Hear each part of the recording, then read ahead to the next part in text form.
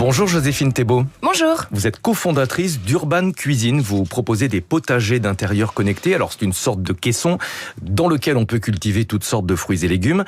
C'est un peu surprenant au départ. Comment est-ce que vous avez eu l'idée de ces potagers d'intérieur ?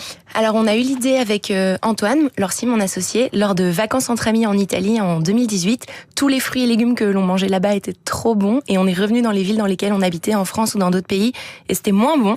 L'une des raisons, c'est parce que les lieux de culture sont souvent très éloignés des lieux de consommation et on s'est dit, imagine si on pouvait ramener le lieu de culture sur le lieu de consommation. Ramener le jardin à la cuisine. Donc c'est un caisson de la taille d'un four de cuisine. Forcément la place est limitée. Qu'est-ce qu'on peut y cultiver ? Comment est-ce que ça fonctionne ? Alors on a deux modèles, effectivement un modèle qui a exactement le format d'un four et qui donc peut s'intégrer dans toutes les niches de toutes les cuisines et un modèle vraiment imaginé pour les salons, les pièces de vie. À l'intérieur de ces deux potagers, on peut cultiver jusqu'à 3 kilos par mois de fruits, légumes, aromates ou micro-pousses et une gamme de variétés ultra large, donc évidemment les grands classiques, la menthe, le basilic, le persil, mais aussi les tomates, les mini-poivrons, les radis par exemple, qui est une des variétés qu'on vend le plus, la laitue, le shiso, le pak choi. Notre objectif, c'est vraiment d'élargir la gamme à toutes les variétés que les gens consomment au quotidien. Est-ce que ça nécessite beaucoup d'entretien ? Non, on l'a imaginé pour les gens qui n'ont pas du tout la main verte, donc il n'y a rien à faire. Il suffit de mettre de l'eau jusqu'à une ligne de niveau maximum qui est indiquée. C'est même indiqué. Oui, c'est indiqué. Et ensuite, il suffit de poser ce qu'on appelle les modes de culture, donc ce qui va permettre de cultiver les plants à l'intérieur du potager, exactement comme on mettrait une capsule de café dans une machine. On ferme la porte et ça pousse. Alors le principe, c'est de produire des fruits et légumes bio, sans pesticides. Du coup, comment est-ce qu'on traite les éventuels parasites ? On a créé le potager pour qu'il n'y ait absolument aucun parasite. C'est-à-dire qu'on n'aura pas de limaces dans la cuisine, par exemple ? Non, ni limaces, ni moucherons, ni aucun autre moustique ou insecte. L'idée, c'était vraiment de rendre l'expérience de jardinage la plus simple et la plus propre possible aussi pour les gens qui habitent en appartement, pour éviter le sac de terreau qui va ruiner le tapis. Alors vous dites en termes de rendement, ces potagers peuvent produire jusqu'à 3 kilos de fruits et légumes par mois. Vous dites c'est 25% de la consommation d'une famille de 4 personnes, à minima quand même 25%.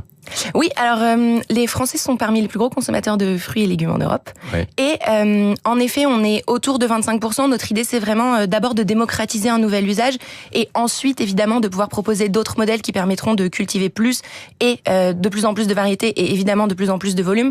L'idée, au départ, c'est vraiment le marché de l'électroménager, un marché qui a très peu évolué depuis 80 ans en France. Il y a eu la cave à vin qui est arrivée il y a une vingtaine d'années et plus rien depuis.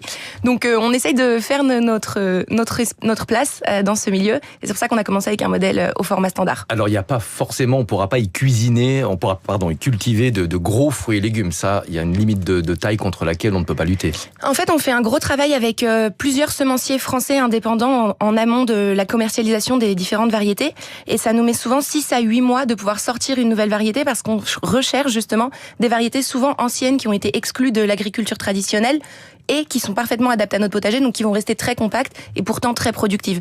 On peut imaginer de cultiver beaucoup de légumes, donc on fait des tests sur le chou-fleur, les pois, les fraises, les aubergines par exemple. Beaucoup de ces variétés, on va pouvoir les sortir, mais en effet, l'ananas, pas sûr. Je dis pas non, mais pas sûr. Ouais, j'ai vu mini aubergines, oui. Notamment. On ne parle pas d'OGM, on est d'accord ? Non, jamais. L'idée, c'était vraiment de proposer les produits les plus sûrs et sains possibles pour tous.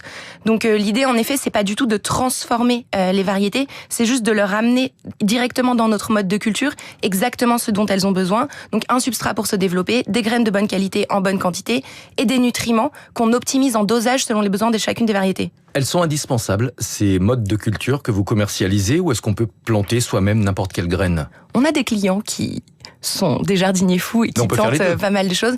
Ouais, l'idée, c'était vraiment pour simplifier l'expérience et pour assurer les récoltes, en fait, pour assurer les rendements, d'utiliser nos modes de culture parce que aujourd'hui, c'est la chose qu'on garantit. On les a testés pendant 4 ans en R&D. On sait que ça fonctionne et donc on conseille de les utiliser. Après, libre à chacun de tenter ces expériences. Ouais, si on a des enfants, on peut par exemple leur apprendre les principes de base en plantant soi-même des graines dans son potager connecté. Oui, après, les graines sont directement dans les modes de culture. Les enfants aiment beaucoup les manipuler tout seuls. C'est parmi nos meilleurs ambassadeurs, vraiment.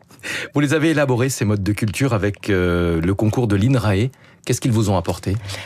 Incroyable. Au début, quand on a créé l'entreprise, on s'est dit qu'il fallait qu'on développe des modes de culture performantes. On les a appelés, ils ont été hyper sympas et ils nous ont dit écoutez, on va tout faire pour vous aider, on vous ouvre tout notre carnet d'adresses.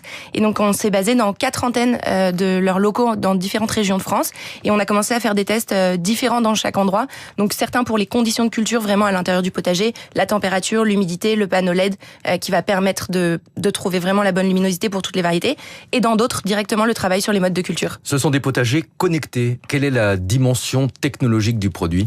Alors, on a développé une application mobile. Au début, on n'en avait pas. Et en fait, on s'est rendu compte qu'il y avait certains clients qui avaient besoin d'un petit coup de pouce pour réussir à cultiver et à récolter leurs variétés au bon moment. Donc, on a une application mobile qui est gratuite et disponible aujourd'hui, qui va permettre vraiment d'accompagner l'utilisateur à chaque étape de la croissance de ses plants et de savoir quand les récolter et quand en replanter. La question qui fâche, la consommation énergétique. Les potagers urbains sont équipés d'un système d'éclairage, de ventilation, d'une pompe pour oxygéner l'eau. Vous annoncez une consommation électrique de 0,6 kW par jour, ça fait 219 kW par an, c'est-à-dire 55 € sur une facture d'électricité. C'est à peu près les 2/3 de la consommation d'un frigo, c'est pas un peu beaucoup? Alors on a en effet essayé de réduire la consommation au maximum. Après on avait vraiment besoin que les potagers aient des fonctionnalités performantes justement pour pouvoir atteindre ces 3 kilos de récolte par mois. Ce qu'on voit aujourd'hui, c'est que c'est pas du tout un problème pour nos utilisateurs.